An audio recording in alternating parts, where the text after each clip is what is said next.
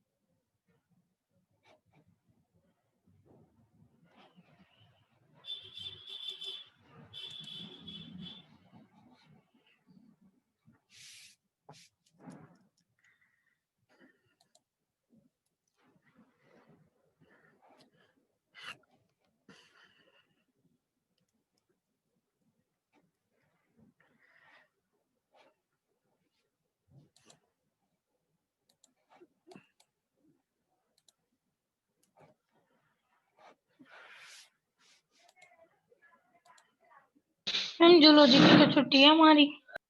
Zoology की क्या बोल रहे हो बेटा? बोली कि तुम्हारे क्या बेटा? जूलॉजी की तो वैकेशन है आज से। जूलॉजी की वैकेशन आज से नहीं होंगी बेटा, कल से होंगी वैकेशन। तो कल से है, क्योंकि 9 से वैकेशन, 9 से लेकर 22 तक। तो सैटरडे को क्लास अपन ने रखी नहीं है बच्चों की, इसलिए बेटा जूलॉजी वाली क्लास नहीं हाँ होगी आज। हमने कल बोला भी था, फिर मैम बोली कि नहीं नहीं है, ड्यूटी लगी है उनकी तो उसमें तो ड्यूटी के लिए उनको एग्जाम बुलाया में। होगा बेटा, मुझे तो बुलाया नहीं ना ड्यूटी के लिए एग्जाम में, तो मैं तो लूंगी ना फिर क्लास। तो ड्यूटी के लिए हाँ हो मैम। सकता है एकता जी को बुला लिया हो। अब ड्यूटी के लिए मुझे तो बुलाया नहीं, तो मैं भी जाती बेटा, ड्यूटी देने तो जाना ही पड़ता ना सोनाक्षी, ठीक है। Yes ma'am. इसलिए बेटा जब ड्यूटी है तो एकता जी इसलिए चली गई ड्यूटी देने, और मुझे तो बुलाया नहीं, तो बेटा मैं भी नहीं लेती आपकी अगर ड्यूटी के लिए बुलाते तो। ड्यूटी किस किस की लगी है बेटा? केमिस्ट्री में सभी की लगी है, केमिस्ट्री वाले लेक्चर्स को भी बुलाया है? पता नहीं मैम हमें तो। कोई बात नहीं बेटा, आपने कहा ना एकता जी की, तो हो सकता है ड्यूटी है। अगर सर मुझे कहते हैं तो मैं भी ज्वाइन कर लेती बेटा। चलो अब तो अपन क्लास ले लेते हैं, है ना बेटा सोनाक्षी?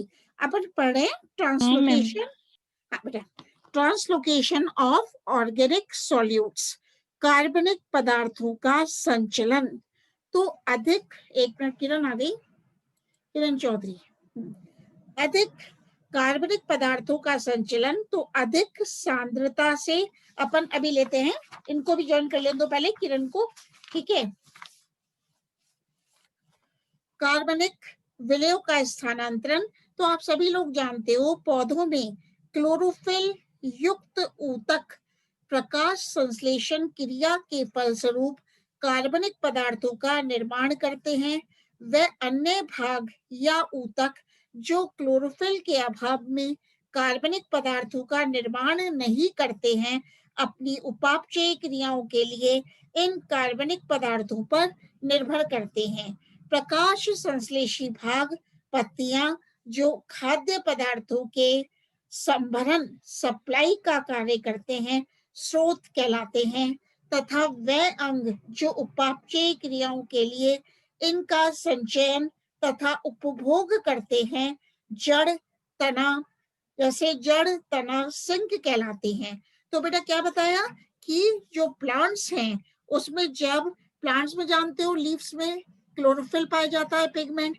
अब क्लोरोफिल पिगमेंट जब प्लांट से मिलता है तो फोटोसिंथेसिस की क्रिया जब होती है तो प्रकाश संश्लेषण की क्रिया के फलस्वरूप कार्बनिक पदार्थों का निर्माण होता है। और कई भाग ऐसे भी होते हैं प्लांट्स में, ऊतक ऐसे भी होते हैं जिनमें क्लोरोफिल के अभाव में भी क्लोरोफिल का अभाव होता है। जैसे पत्तियों में तो क्लोरोफिल पाया जाता है, लेकिन प्लांट्स में, प्लांट्स के जो अन्य भाग हैं उनमें क्लोरोफिल नहीं पाया जाता। और जब क्लोरोफिल नहीं पाया जाता तो प्रकाश संश्लेषण की क्रिया नहीं होती, इसलिए कार्बनिक पदार्थों का निर्माण नहीं हो पाता, ठीक है। और प्रकाश संश्लेषी भाग, पत्तियां में क्या होता है? फोटोसिंथेसिस होता है। तो ये जो लीव्स हैं खाद्य पदार्थों का सप्लाई का कार्य करती हैं। पत्तियां क्या करती है बेटा? जो खाद्य पदार्थ है, फूड मटेरियल्स हैं, उनके संभरण, सप्लाई का कार्य करती हैं। इसलिए पत्तियों को क्या कहते हैं?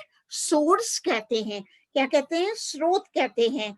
तथा पादप अंग जो उपापचय क्रियाओं के लिए खाद्य पदार्थों का संचयन तथा उपभोग करते हैं, जैसे जड़ व तना, सिंक कहलाते हैं। तो रूट है, स्टेम है, इनको तो बेटा सिंक कहते हैं।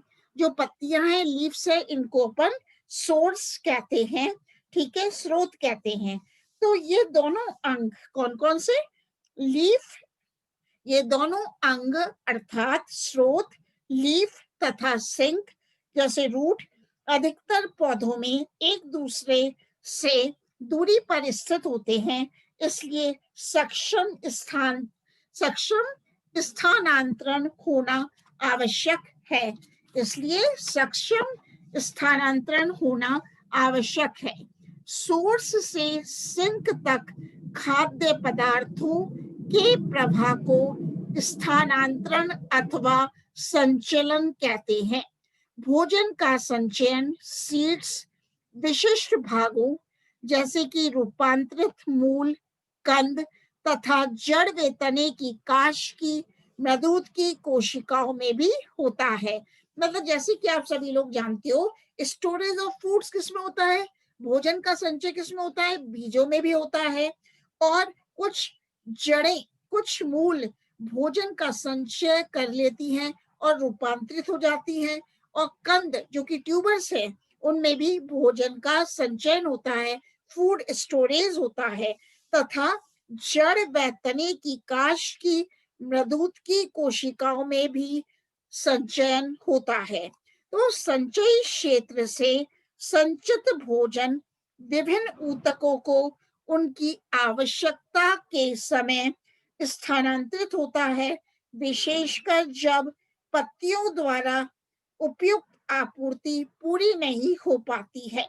अब बात करते हैं डायरेक्शन ऑफ ट्रांसलोकेशन, स्थानांतरण की दशा क्या है। तो कार्बनिक पदार्थों का संचलन के बारे में बात करते हैं। तो पादप के ऊपरी भागों से नीचे की ओर तथा निचले भागों से ऊपर की ओर दोनों दिशाओं में स्थानांतरण होता है। कहने का मतलब है, जो कार्बनिक पदार्थ हैं, उनका ट्रांसलोकेशन कैसे होता है?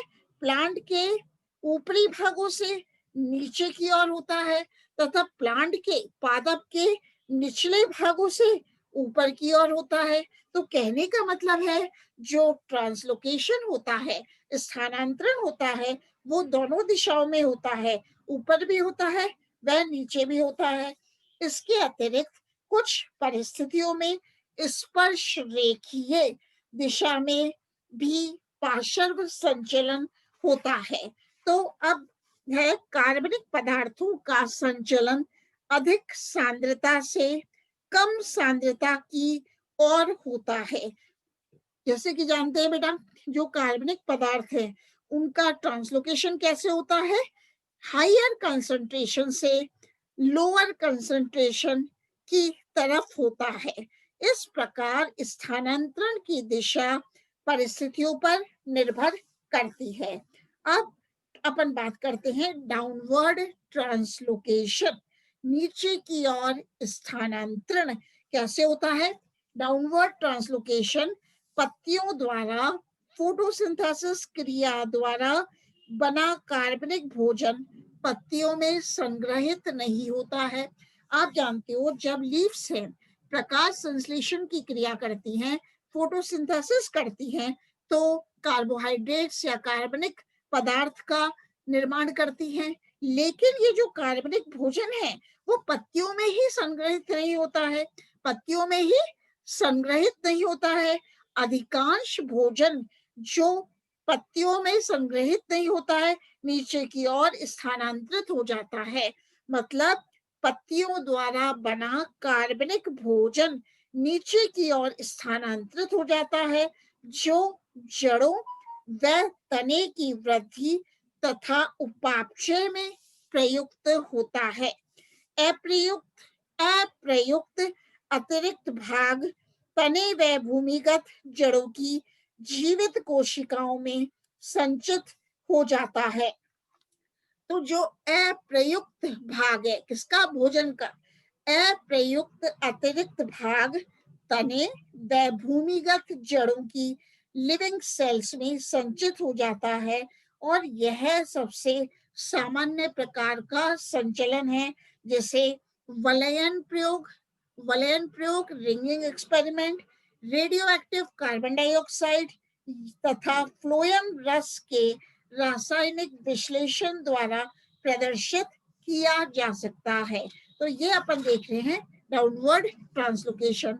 अब बात करते हैं अपवर्ड ट्रांसलोकेशन, मतलब प्ररूढ़ शीर्ष क्या होता है, शूट एपेक्स।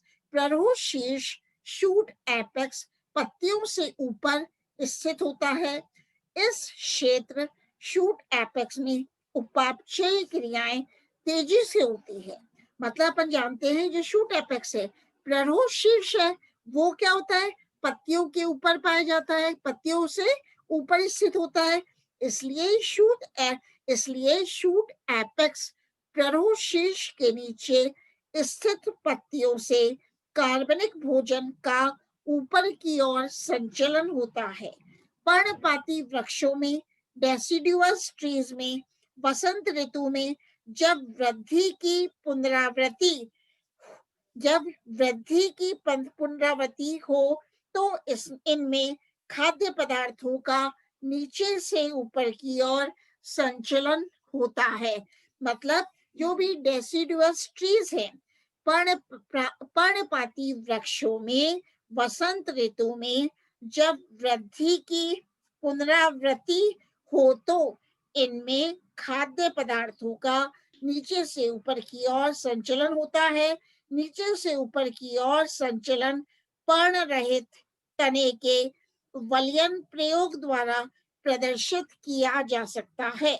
अब बात करते हैं लेटरल और टेंजेंशियल ट्रांसपोर्ट की स्पर्श रेखीय स्थानांतरण। एक बार मोनिका धायल और किरण को एडमिट कर देते हैं, वो तो गई किरण चौधरी, किरण की अटेंडेंस और मोनिका धायल, ये तो लगी गई शालू, मोनिका धायल, ठीक है, मोनिका धायल और किरण चौधरी।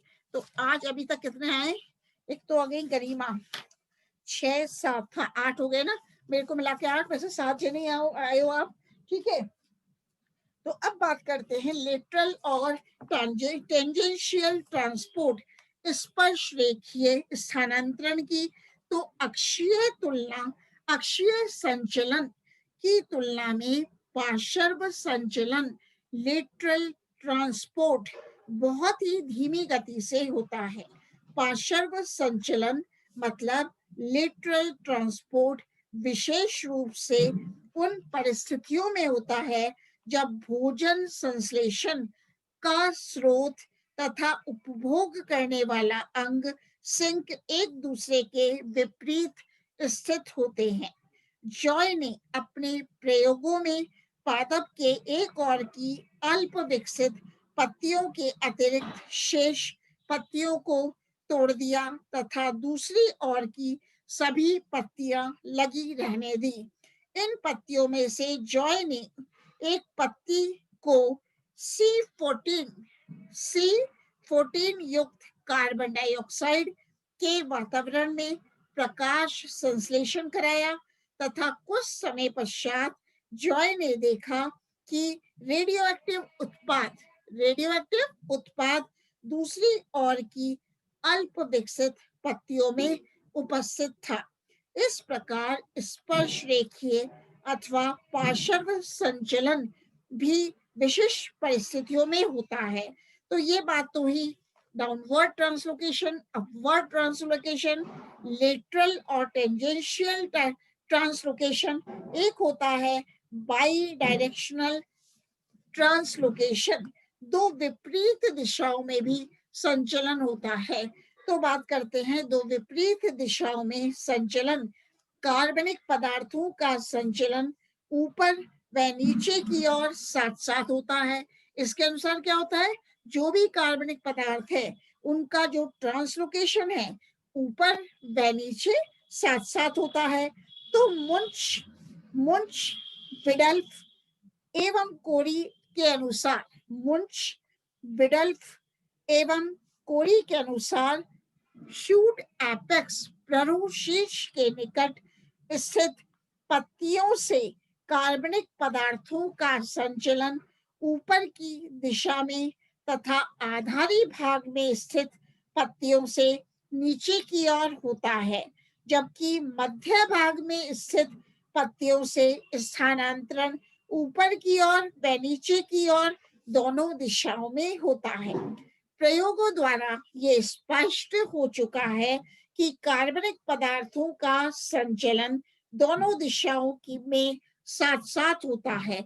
अब क्या एक्सपेरिमेंट्स के द्वारा क्या मतलब स्पष्ट हो चुका है कि प्रयोगों द्वारा ये स्पष्ट हो चुका है कि कार्बनिक पदार्थों का संचलन, ट्रांसपोर्टेशन दोनों दिशाओं में साथ साथ होता है, परंतु यह स्पष्ट रूप से ज्ञात नहीं है कि विपरीत दिशाओं में एक साथ संचलन एक ही चालनी नलिका सीब ट्यूब से होता है अथवा भिन्न चालनी नलिकाओं से होता है। तो विडल्फ तथा कोरी के अनुसार दो दिशाओं में संचलन दो पृथक फ्लोएम पूलों में होता है। इसके विपरीत अनेक वैज्ञानिकों जैसे कि कैनी का मत है कि दो विपरीत दिशाओं में संचलन फ्लोएम की एक ही चालनी नलिका से होता है। फिर बात करते हैं पाथ ऑफ ट्रांसलोकेशन। इससे पहले एक स्लाइड शेयर करती हूँ, एक स्लाइड आपके साथ शेयर करती हूँ।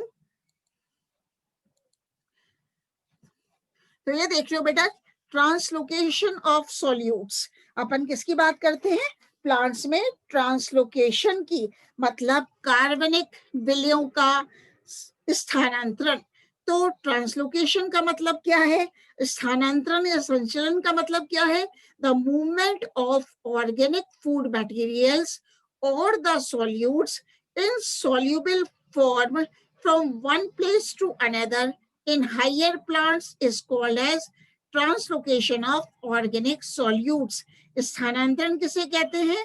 कि ऑर्गेनिक फूड मटेरियल्स, कार्बनिक पदार्थों का मूवमेंट जब होता है या विलयों का, सॉल्यूट्स के मूवमेंट को प्लांट के from one place to another in higher plants is called as translocation of organic solutes. अब मैंने बताया इसमें डायरेक्शन ऑफ ट्रांसलोकेशन।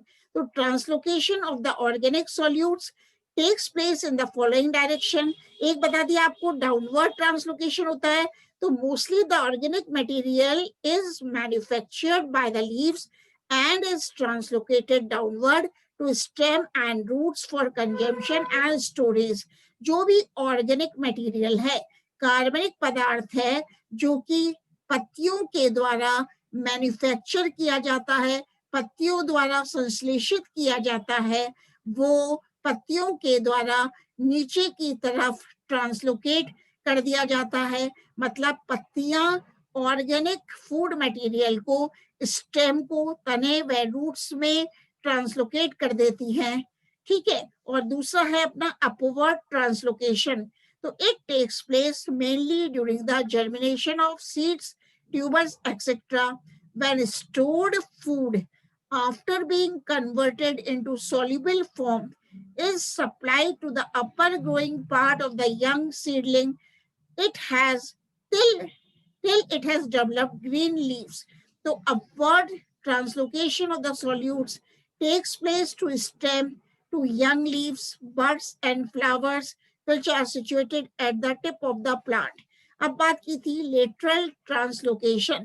तो radical translocation of the organic solutes also takes place in plants from the cells of the pith to cortex. अब बात करते हैं path of the translocation of organic solutes. मतलब अपन स्थानांतरण का पथ क्या है? What is the path of translocation? मतलब स्थानांतरण का पथ तो निम्न श्रेणी के पादपों में भोजन निर्माण करने वाली तथा संचयन करने वाली कोशिकाएं पास पास स्थित होती हैं। इसलिए इन पादपों में पोषण सरलता से विसरण या अन्य विधियों से स्थानांतरित हो जाता है।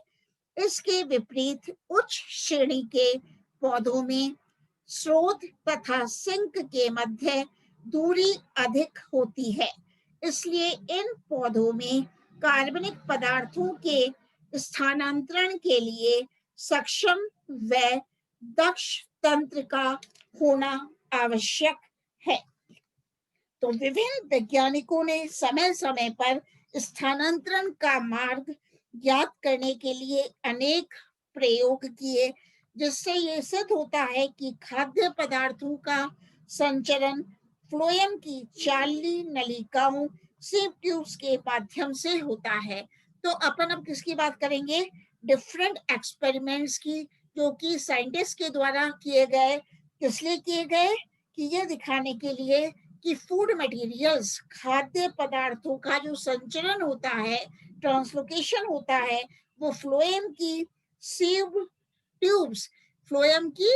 ट्यूब्स चालनी नलिकाओं के माध्यम से होता है। तो पहला एक्सपेरिमेंट है बेटा रिंगिंग एक्सपेरिमेंट, वलयन प्रयोग। तो वलयन प्रयोगों से यह स्पष्ट किया जा सकता है कि कार्बनिक पदार्थों का स्थानांतरण फ्लोएम द्वारा होता है। ये रिंगिंग एक्सपेरिमेंट क्या सिद्ध करता है कि जो भी कार्बनिक पदार्थ हैं, जो भी फूड मटेरियल्स हैं, उनका ट्रांसलोकेशन फ्लोएम के द्वारा ही होता है। एक काष्ठीय पौधे के तने से तेज धार के चाकू की सहायता से वलय के रूप में छाल संवहनी कैम्बियम के बाहर के सभी ऊतक उतार ली जाती है। इस छाल में फ्लोएम भी होता है। क्या करते हैं बेटा? एक वुडी प्लांट लिया, एक काष्ठीय प्लांट लिया, काष्ठीय पौधा लिया। अब इस वुडी प्लांट से क्या करते हैं? चाकू की सहायता से with the help of knife अपन इस काष्ठीय पौधे की क्या उतारते हैं? वलय के रूप में छाल, बार्क को रिमूव कर दिया जाता है और फ्लोएम भी इस छाल में होता है। मतलब फ्लोएम व छाल को रिमूव कर देते हैं। तो कुछ समय पश्चात हम देखते हैं कि वलय के ठीक ऊपर स्थित भाग फूल जाता है, क्योंकि फ्लोएम के अभाव में खाद्य पदार्थ आगे स्थानांतरित न हो पाने के कारण यहाँ एकत्रित हो जाते हैं। जैसे ही बेटा अपन एक मतलब काष्ठीय पौधे से उसकी छाल सहित फ्लोएम को हटा देते हैं, तो अपन कुछ समय पश्चात देखते हैं कि जो वलय है, रिंग के ऊपर वाला भाग क्या हो जाता है? स्वलन हो जाता है, फूल जाता है। और फूलने का क्या कारण है? कि जब फ्लोएम को ही हटा देते हैं और छाल को हटा देते हैं, तो फ्लोएम के एब्सेंस में जो भी फूड मटेरियल्स हैं, खाद्य पदार्थ हैं, उनका ट्रांसलोकेशन मतलब फूड मटेरियल्स स्थानांतरित नहीं हो पाते और यहीं पर एकत्रित हो जाते हैं। इसके साथ ही वलय के नीचे स्थित भाग की वृद्धि कम हो जाती है तथा जड़ें धीरे धीरे सूखने लगती हैं, क्योंकि नीचे के भागों में कार्बनिक पदार्थ नहीं पहुंचने के कारण इनकी कमी हो जाती है। तो बेटा देखते हैं कि जब फ्लोएम को हटा दिया, छाल को हटा दिया एक पादप में से, तो जो कार्बनिक पदार्थ हैं वो उनका कार्बनिक पदार्थों का स्थानांतरण नहीं हो पाता। अब जब कार्बनिक पदार्थ नीचे की ओर स्थानांतरित नहीं हो पाते, तो जो रूट्स हैं, पादप की जो रूट्स हैं, जड़ें हैं, वो सूखने लगती हैं। ठीक है। और यह प्रयोग मतलब रिंगिंग एक्सपेरिमेंट पदार्थों के नीचे की ओर स्थानांतरण को सत्यापित करता है। तो एक बीजपत्री तनु तथा द्विबीजपत्री तनु जिनमें उभय फ्लोएमी संवहन पूल उपस्थित होता है, संपूर्ण फ्लोएम को हटाना संभव नहीं है। इसलिए इनमें वलयन प्रयोग संभव नहीं है। मतलब मोनोकॉट्स में व डाइकॉट्स प्लांट्स के तनों में, मतलब डाइकॉट प्लांट्स में रिंगिंग एक्सपेरिमेंट नहीं कराया जा सकता। इसी प्रकार कर्टिस ने, अभी एक स्लाइड और शेयर करती हूँ इसकी आपके साथ।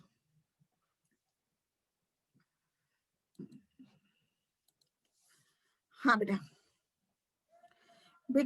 mechanism of translocation. Various theories have been put forward to explain the mechanism of phloem conduction. Among them, Munch hypothesis is most convincing. ठीक है, तो Munch hypothesis है is most convincing. तो अभी अपन बताते हैं according to this theory. एक minute stop share पे कर देती हूँ। ठीक है, एक शेयर और कर लेते हैं, अगर हो जाती है तो, नहीं तो आगे कर लेंगे।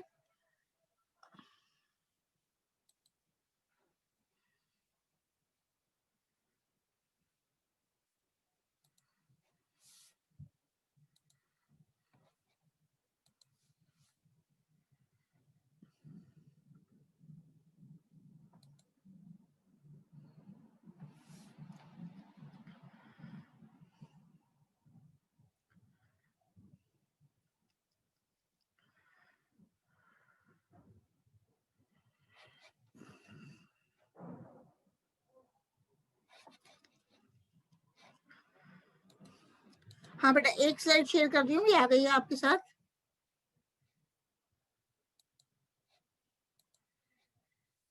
बेटा ये अपन ने देखा था बलेन एक्सपेरिमेंट, कौन सा कर रहे थे, रिंगिंग एक्सपेरिमेंट। तो मैंने क्या बताया था, if a ring of bark including phloem is removed from the stem of a plant, the is removed from the stem of a plant.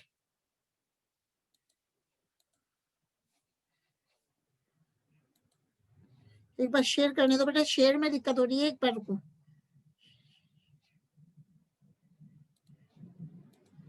बेटा if a ring of bark including phloem is removed from the stem of a plant, the downward translocation of food material stops and food material accumulates just above the ring. अपन ये diagram में देख रहे हैं बलेन प्रयोग। तो इस प्रयोग में क्या किया है कि एक इस पादप की छाल को फ्लोएम के समेत रिमूव कर दिया गया है, हटा दिया गया है। तो अपन ये देखते हैं कि जो फूड मटेरियल है, खाद्य पदार्थ का डाउनवर्ड ट्रांसलोकेशन रुक जाता है और जो फूड मटेरियल है वो एक्यूमुलेट हो जाता है, एकत्रित हो जाता है। फूड मटेरियल कहाँ एकत्रित होता है, वलय के ऊपर, और वलय के ऊपर एकत्रित होने से ये ऊपर का भाग स्वलन हो जाता है। मतलब as a result after some time the tissue above the ring swells and may even develop adventitious roots, while the lower parts, आप देख रहे हो, the lower parts of the plant below the ringed portion gradually dry up. तो ये है ringing experiment, जो कि क्या दिखाता है कि मतलब प्रयोग करता है, पाथ ऑफ ट्रांसलोकेशन को प्रूव करता है। यह है पाथ ऑफ अपवर्ड ट्रांसलोकेशन, कर लिया अपन ने। ठीक है, ये वाला अब मैं स्टॉप करती हूँ शेयर को। ठीक है, अब करते हैं कर्टिस ने इस प्रयोग को, कर्टिस ने वलयन प्रयोग को अन्य तरीके से स्थापित किया। कर्टिस ने दो अलग अलग पौधे से वलय इस प्रकार निकाला कि एक पादप से फ्लोएम की वलय को पृथक कर दिया तथा जाइलम को छोड़ दिया। ठीक है, जबकि दूसरे पादप से केवल केंद्रीय जाइलम निकाल दिया तथा फ्लोएम को छोड़ दिया। तो कर्टिस ने क्या किया था बेटा, दो पादप लिए थे, दो प्लांट्स लिए थे। तो उन्होंने एक प्लांट में से तो क्या किया कि फ्लोएम की रिंग को, फ्लोएम को पृथक कर दिया, और दूसरे पादप में से फ्लोएम को, एक पादप में क्या किया, फ्लोएम को तो पृथक कर दिया एक पादप से, बस जाइलम को पृथक नहीं किया, जाइलम को छोड़ दिया। लेकिन दूसरे पादप में कर्टिस ने क्या किया, केंद्रीय जाइलम को ही निकाल दिया तथा फ्लोएम को नहीं निकाला, फ्लोएम को छोड़ दिया। तो इन दोनों पौधों में वलय से इन दोनों पौधों में वलय से ऊपरी भाग के प्ररोह को डिफोलिएटेड कर दिया गया। मतलब इन दोनों पौधों में वलय से ऊपरी भाग के प्ररोह को भी डिफोलिएट कर दिया गया। तो कटे हुए भाग को जल से भरे सिलेंडर में ढक दिया जाता है। कटे हुए भाग को जल से भरे सिलेंडर से ढक दिया जाता है ताकि अनाच्छादित ऊतक नम रहे।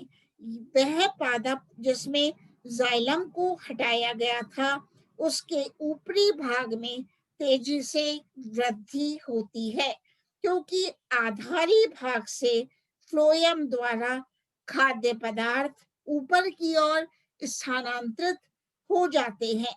दूसरा पादप जिसमें फ्लोएम हटाया गया था में वृद्धि रुक जाती है।